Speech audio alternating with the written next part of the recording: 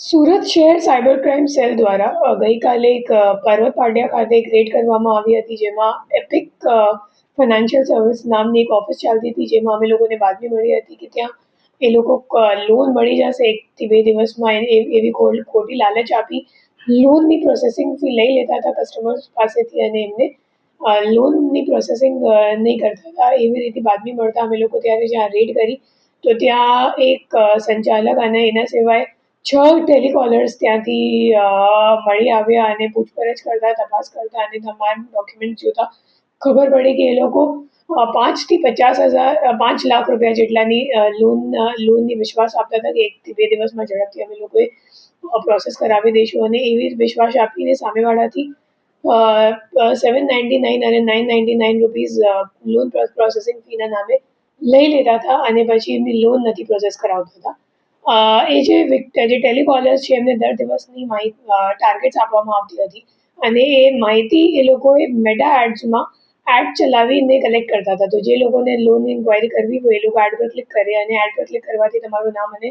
નંબરનું ડેટા એ લોકો પાસે પહોંચી જાય, અને પછી એ લોકોની લિસ્ટ બનાવીને એ લોકો તમામ ટેલિકોલર્સ વચ્ચે વેચણી કરી બધાને ટાર્ગેટ આપવામાં આવતી હતી કે તમારે આજે 100 કોલ કરવાનું છે કે 200 કોલ કરવાનું છે,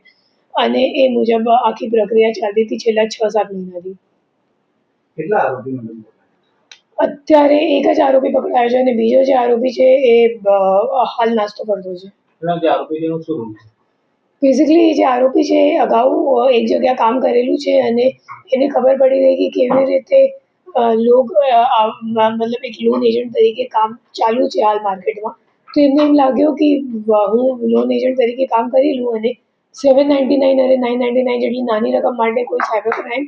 કમ્પ્લેન્ટ કરવાવાળું નથી, એટલે પછી એમને એમ લાગ્યું કે હું ઓનલાઈન કસ્ટમર્સનો ડેટા માહિતી લઈને પછી એમને ચીટિંગ કરીને એમના પાસેથી આપણે લોન પ્રોસેસિંગ ફીના નામે પૈસા લઈ લઈશું. કેટલા પૈસાના લોન લીધા હતા? એ લોકો 799 999 મુજબ, અને જે ટેલિકોલર સાથે વાતચીત થઈ તો એમાં દર દિવસનું તમે